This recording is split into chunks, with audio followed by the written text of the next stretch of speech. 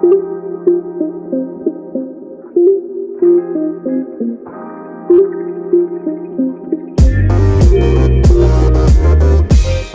and welcome to the Frontiers of Science podcast, the show taking a look at the weird side of the edge of science.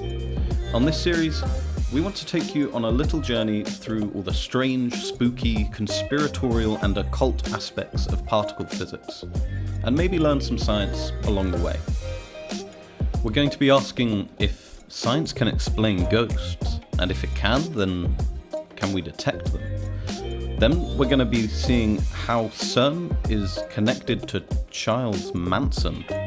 And then in the final episode, we're going to be asking if CERN can create microscopic black holes. And if it can, then what? First up, however, we've got a little piece on matter and antimatter, which was written by Dona, a psychology student here at the University of Groningen. Without further ado, on with the show.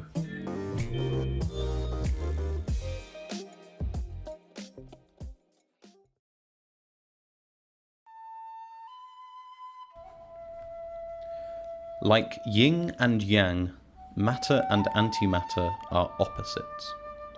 At the very beginning of the universe, the Big Bang created equal amounts of both matter and antimatter. But only a few moments after the Big Bang, matter and antimatter mixed together, like yin and yang. And matter and antimatter would annihilate and create energy. So what are they? Well, matter is everything that is around us, everything that you see and smell and touch, whereas antimatter is composed of antiparticles, which are exactly the same. They have the same mass as normal matter, but they have an opposite charge. So when each particle of matter touches its counterpart antiparticle in the antimatter world, both change over into pure energy. And this is called annihilation. So because antimatter and matter can make a lot of energy, it could be used for many things, potentially for fuel, for going into space, or to put in our cars. But as you may have noticed, you don't put antimatter in your car when you fill up, at least I really hope you don't. And this is because antimatter is very expensive to make and store, since it cannot touch regular matter. It takes, in fact, several $100 million to make less than 1/1,000,000th of a gram of antimatter.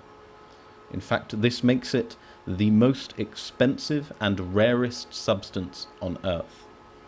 And since it is so expensive, this means that antimatter is not really practical to use as a weapon, thankfully, or as an energy source, because so little of it is obtainable. Recently, however, scientists have trapped antimatter for over 16 minutes, which is a pretty impressive feat. It's around 1,000 seconds in total. So where did all the antimatter go? It is believed once matter and antimatter annihilated and created energy, there was left over only matter, because at the beginning of the universe, only slightly more matter was created. And this is pretty puzzling for physicists.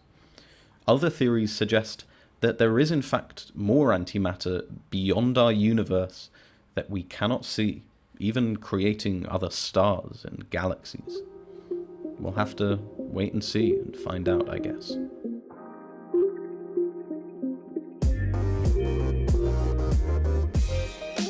That's all we have time for today's episode. On the next episode, we're going to be looking at ghosts and seeing, can they be explained by physics and science? And if we can explain them, then maybe we can detect them. But until next time, thanks for listening.